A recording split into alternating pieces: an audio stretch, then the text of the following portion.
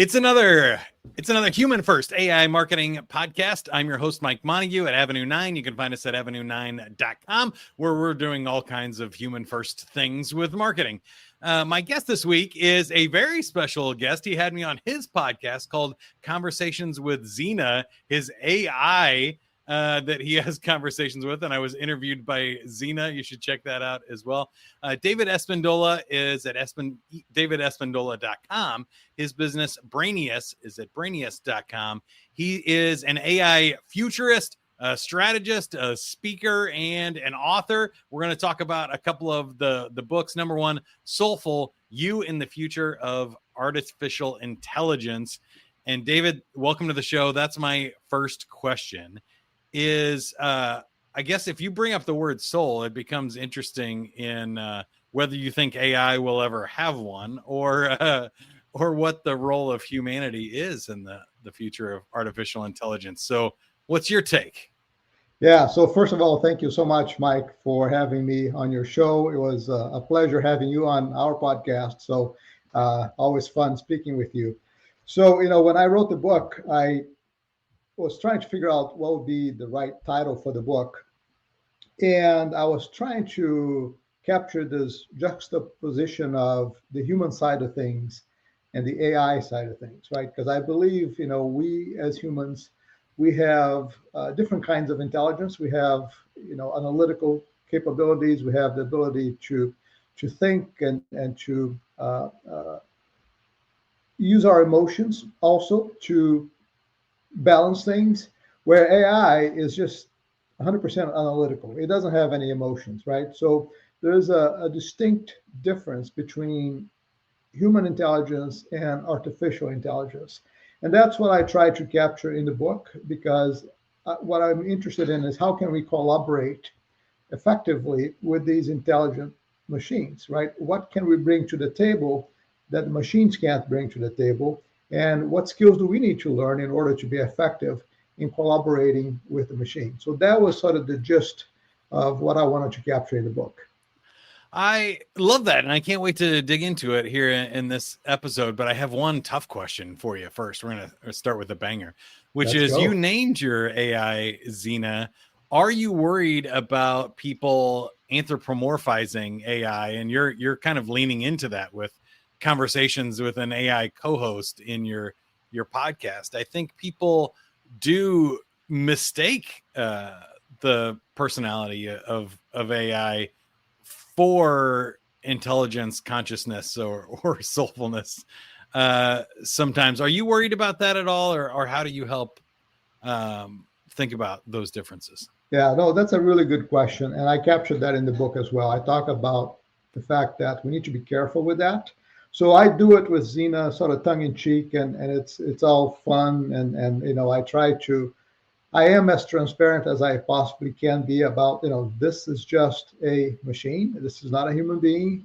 Don't think that these agents, AI assistants, will have any kind of sentience or the ability to have empathy or relate to you. It all sounds human. They're able to mimic human emotions extremely well. But we need to draw that line and understand that there is a difference between talking to a machine and talking to a human being. So I captured that in the book. I am as transparent as I possibly can be about that. But at the same time, it's sort of fun, right? I think talking to Xena, these models, they're becoming so good. The sound is just fantastic. And Yeah, it's at a point now where it's, you can't really distinguish between a AI voice and a human voice. It sounds like you're talking to a human being, which is sort of fun, but it can be dangerous sometimes. So we need to be aware of, where we need to draw the line. Yeah, so let's jump into that a little bit, because I've been working a lot on this too. I'm also writing a book with the same title as this podcast and stuff that'll come out here soon. And I feel like there is a lot of confusion around this, mostly because the way AI works is different than the way traditional software programs and things have worked. That was, to me, fairly obvious that like Microsoft Word doesn't have any intention. It doesn't care. It's not trying to be liked. It's just doing what it was programmed to do. If it gives you a wrong result or a bad output, it's because you put a bad input in there, and it did exactly what it was programmed to do. Yeah. AI is a little bit different. And so I think sometimes there are good analogies like an AI assistant or training it like an intern and giving it context and background about your company and stuff like that. But then that leans into that dangerousness of, well, it's not actually an intern. It doesn't have hours or human rights or things like that. So we need to also understand the difference. How do you go back and forth between these things? And where does the analogy break down? I think AI is going to be a very effective assistant to any task that you perform as a professional or even in our personal lives. The capabilities of AI are just astounding. And I think we ought to lean in and learn about how to work with these machines, leverage their capabilities. But at the same time, we need to be aware of the dangers, right? So we need to be aware of the fact that these AI agents can be very convincing, but they don't always know the answer to everything. So, we all know about hallucinations, right? Where AI just makes stuff up. And it shows you the answer with such level of confidence that you think it knows what it's talking about, right? But you got to be careful. And so I think the key is to find the balance. Leverage AI for what it's good at, but you need to be the final judge as to whether what AI is producing is correct, is effective. If you think about organizations that are using AI, one of the things that I try to recommend to my clients is make sure that your AI has the right context, meaning it knows about your business, it knows about your products, it knows about your culture. And the more specialized that AI becomes, the less the probability that it will hallucinate and that it will be effective in conveying the message that you want AI to convey. The danger is that people just jump into AI. I think the classic example is employees that may be using ChatGPT, just the generic free version, asking it to put together an email to send to a customer, just copy, paste, and send it, right? Because it's so easy to do that. I think that's dangerous. If you need to really review the output from AI. You need to be the human in the loop that's going to judge whether that email has the right message, has the right wording. Is it coming across as something that your company would actually say? Or is it coming across as just some generic AI thing that your customers are not going to appreciate? So that judgment has to be the human in the loop. Eventually, as these agentic AI capabilities increase, these agentic AIs are going to become very, very good at portraying the right voice, the right culture, the right product knowledge. But you need to provide the context to it. You need to train it. You need to have AI agents that are very specialized and know you very well. And that's where I think this technology is going. Yeah, I think I would highlight that because I named the show the Human First AI marketing show. It's actually human last and human in the middle too. And I think sometimes you use the phrase human in the loop, which I hear a lot too, is not just having somebody in the loop kind of peeking over the corner, seeing what's going. It's really at this point a lot of hands-on work. You have to do that context first. You have to be monitoring the stuff in the middle, making sure processes are going, that you're contributing and it's going the right way. And then also that final review on whatever output. And I think we've done a good job so far of talking about the individual, but since you're an AI strategist and speaker, I wanted to zoom out a little bit for our like business owners or leaders. the strategies for AI, I think, are fascinating too, and people are making a lot of misconceptions, or I guess it's just the way humans work. They're kind of either looking at low-lying fruit and they're just like, picking up easy wins, like you said, write this email and we'll just not worry about it.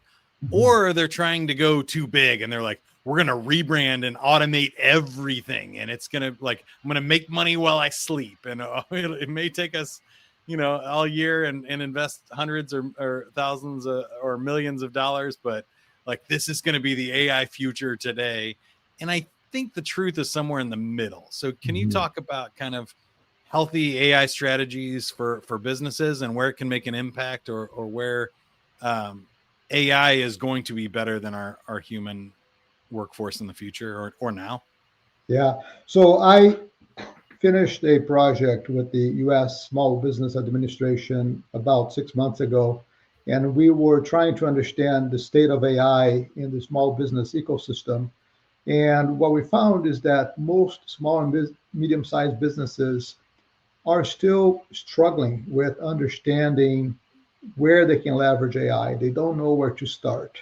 They're concerned about AI disrupting their business. They're concerned about not having enough knowledge and technical capabilities to deploy AI effectively. They're concerned about cybersecurity. So there's still a lot of uncertainty, a lot of worries in the small and medium-sized business world, which I appreciate. But I think one thing that was surprising to me is that even the basic understanding is still lacking. So I think there needs to be a lot more education in general. So businesses need to learn as much as they possibly can, as fast as they possibly can, try to leverage employees that are perhaps one step ahead of the other employees, and have that person be a champion for AI within the organization, put together formal education processes and programs, come up with the right policies and procedures so that people are following the guidelines that you want to provide to those employees, so that they don't go out and send out the email from AI that doesn't have your culture, your knowledge, your capabilities. And so there's still a lot of work to be done. And the one thing that I would recommend, my number one advice is know what problem you're trying to solve and prioritize the problems that you're trying to solve. And there are some problems that AI is a perfect fit for, and there are some other problems that it's just not. You can't just force fit AI into solving everything. And so I think you need to be very selective, and you need to be very good at prioritizing what are the most effective ways of employing AI in the business, whether it's to improve customer service, automate some business processes, maybe it's on the security side, detecting fraud. There are a ton of different use cases out there, and you got to figure out which ones are relevant to your business.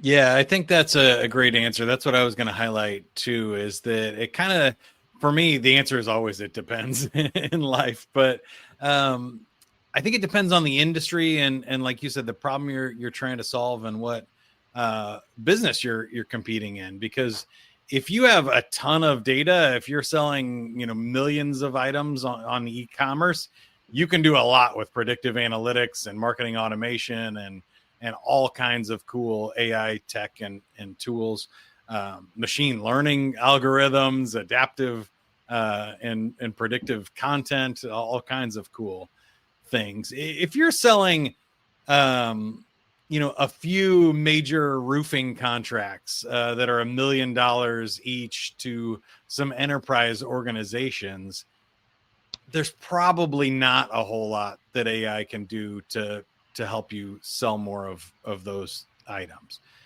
There's basic stuff. There's productivity things. There's, I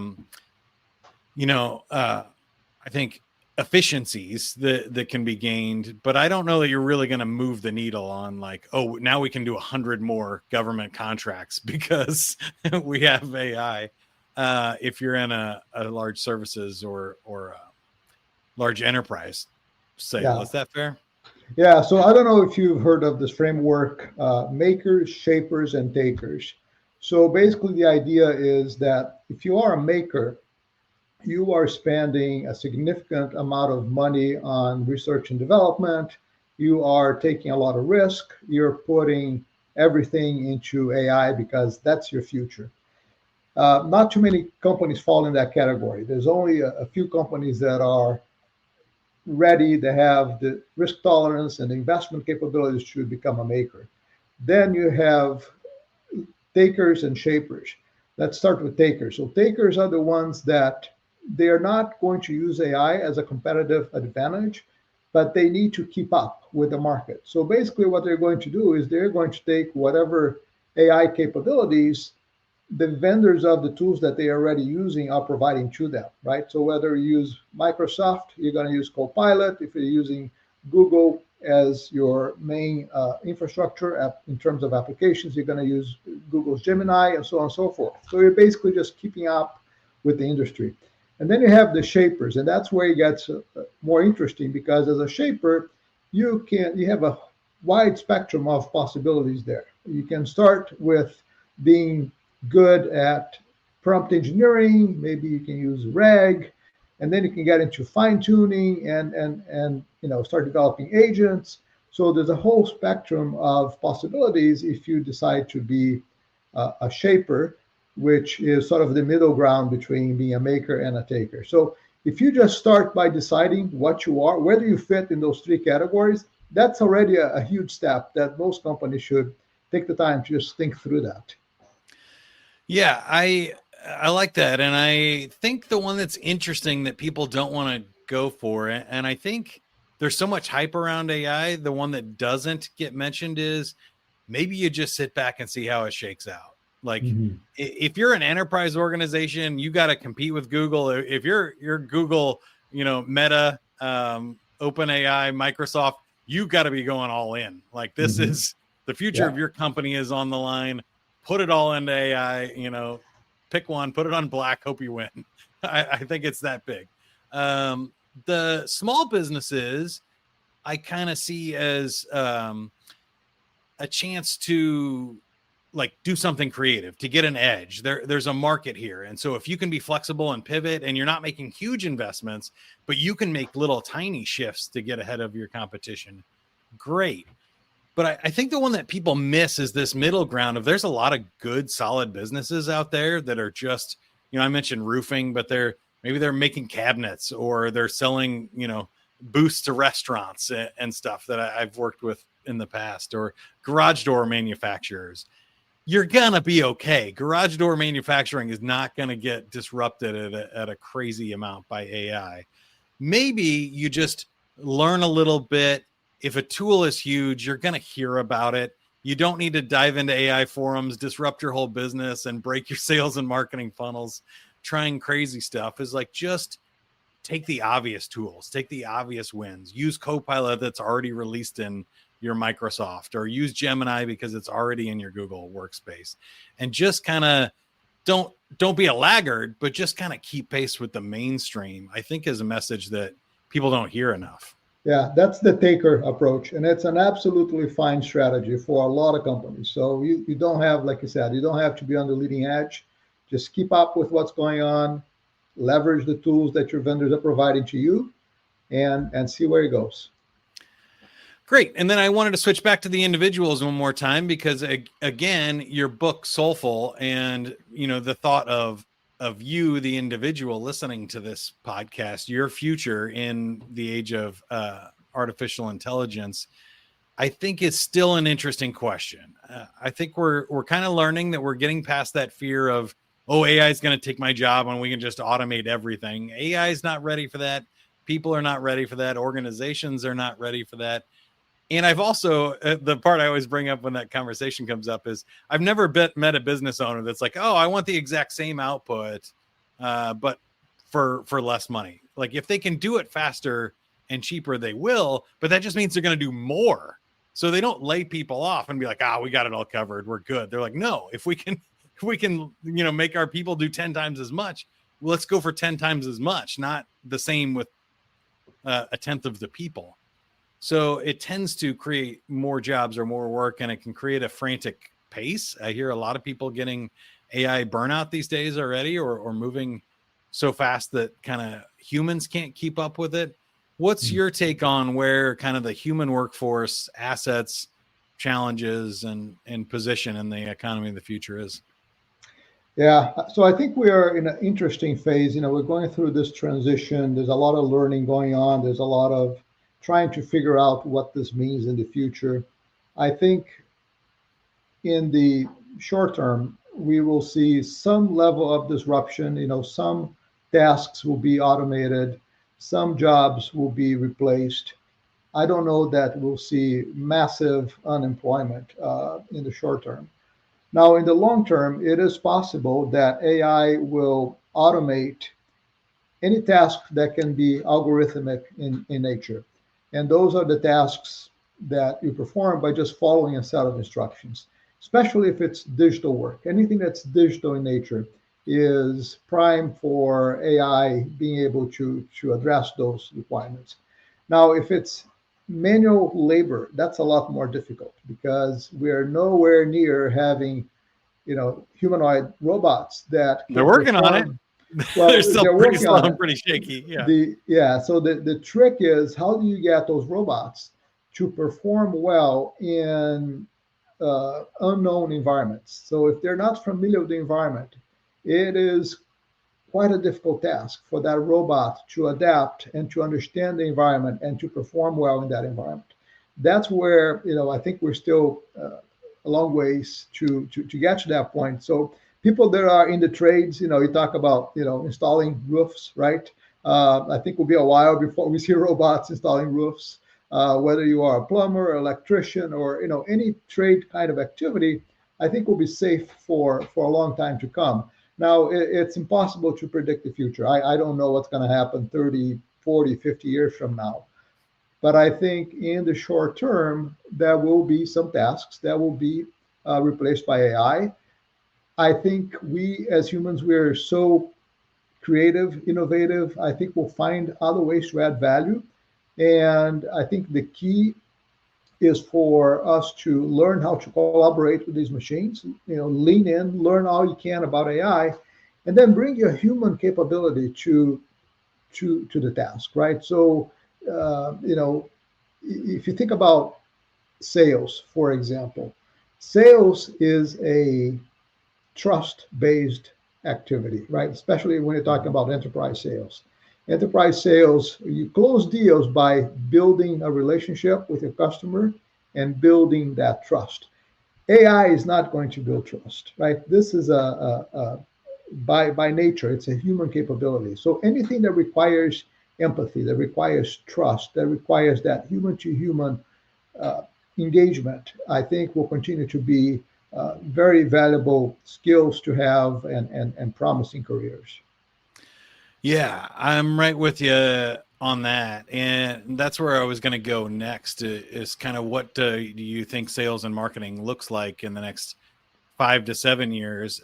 Again, I kind of see this misconception of sort of two camps, the yin and the yang of like a right brain and left brain, where it's like, we're either going to automate everything and marketing is going to get all measured and we're finally going to be able to measure everything and know everything there is to know with our algorithms. And then other people saying, especially on the sales side, AI is not ever going to get there. I'm always going to have a human role, a human purpose here. And I think both things are wrong. For me, it's, the collaboration between the two and when do you apply the right thing at the right job. But I'm really curious because I think curious about your take, because I think in the next 5 to 7 years, we're going to see an over optimization to measuring everything. Like, if AI can do it, if we can have AI write our ads on the fly and customize these things, and it gets a little bump of 3% in our click-through rate or something, then great, we'll call that a win and everybody will start doing it. But what I think people miss is what about the 300 or the 3,000% increase? Because you came up with a really inspired, soulful idea that connected with humans, and you didn't optimize the crap out of a campaign to the lowest common denominator. You created something that broke all the boxes and all the rules. I think we're going to continue to see both, but I think in the short term, I really see people over-indexing. What about you? Yeah, so I agree with you. I think optimization only takes you so far. If you really want to be disruptive, you need to be creative. You need to come up with innovative ways of doing things that other people can't copy very easily. So I agree with you from that standpoint. Now, the other thing that I think is interesting that I think we're going to see more and more of marketing is this idea of hyper personalization. So we're going to be able to really focus on an individual and be able to address specific requirements, the specific needs of that one individual, and provide specialized products, services that fit that one, micro segment, if you will, of marketing. So I think that's going to be an interesting aspect of it. And then the other point is what we already touched on. I think the human element will continue to be important in sales. I built my career managing enterprise systems, so I did a lot of CRM implementations, right? And which is it had a lot of value, but it also put a lot of extra work on salespeople's time because they had to, catalog everything and categorize everything and work the system, right? And if they're spending all the time working the system, they're not spending time face to face with customers, and that's an issue. So I think what AI will be able to do for us is automate the things that the salespeople don't want to do in the first place. So it's keeping the CRM system up to date while the salesperson is out there in the field, meeting with humans face to face, building trust, building relationships. I think that's the future for the collaboration on the sales and marketing side of things. Yeah, I like that. Nobody ever got into sales because they were like wanting to fill out a CRM in spreadsheets Right. for a living. So that'll be helpful for sure. Yeah. And then my last one for you was just where you see this playing out within our lifetimes, the next 30 years or so. What sci-fi movie do you think has most nailed it so far? Yeah, it's so hard, Mike, to predict what's going to happen in 30 years because this is changing so fast. This is unprecedented. Just the level, the depth of the change and the speed of the change is just unprecedented. So, we're talking about exponential growth, and we tend to think linearly, and we're trying to project, in linear growth, but it's very difficult to think exponentially. So I don't know what's going to happen 30 years from now, but I can tell you what I hope for. I hope that AI will do all the things that we don't want to do, all the tasks that we don't enjoy doing, so that we can then focus our time on doing the things that we like, doing the things that we enjoy. I think work will always be part of the human nature because work can be very enjoyable, depending on what kind of work you're doing. So I think we're always going to seek new ways to be innovative, to do work, but it doesn't have to be the work that you don't enjoy. Let AI do that kind of work, and we can focus on the things that bring us fulfillment, that brings us joy. So that's the future that I'm hoping for. Now, I also have some concerns. I think there are a lot of ethical questions that we need to address. I don't know that we are prepared as a society to deal with these ethical issues. I worry about this technology getting in the wrong hands. I worry about the proliferation of automated weapons and so on and so forth. So there are some concerns in the future, but I like to be optimistic. So I hope that AI is actually going to bring abundance, that will be able to produce more sustainable material needs that will fulfill our material needs, and be able to provide a better future for all of humanity. And I hope we find a way to distribute that in such a way that it doesn't benefit just the elite, it benefits all of us. So that's what I hope for.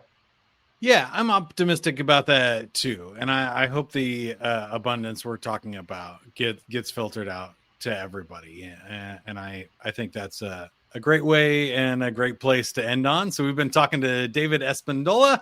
You can find him at davidespindola.com, or the company for AI advisory, Brainius, is at Brainy with a Y, US, Brainius.com. And the book, don't forget it, Soulful, You in the Future of Artificial Intelligence. You can find that on Amazon, and check it out at the websites as well. David is a good follow. And the podcast, we almost forgot to mention Conversations with Xena, his AI colleague, is available wherever you're watching or listening to this. You can find the Mike Montague episode that came out in October. I highly recommend that one. And as far as Avenue 9 goes, we're helping people figure this out for specifically their marketing. How can you do the work to be a creator and have more human conversations, and to increase connections rather than depersonalize and automate your marketing? If that sounds fun, go to avenue9.com. David, anything else you would add? Anything we can do to help you, or you can do to help us? No, I appreciate all the work that you're doing. I think it's great that we're having these conversations. I think we as a society, we need to have more of these conversations. We need to figure out together how to, put the right guardrails around AI, how to figure out how we can bring the benefits of AI and yet, provide the safety nets that people need. So I think it's important to have these conversations. I appreciate all the work that you do. Thanks for being on the show. Thank you. Share this episode with somebody that you think needs to hear it. Hit subscribe if you haven't already, and keep going. Have fun with it, everybody. Bye.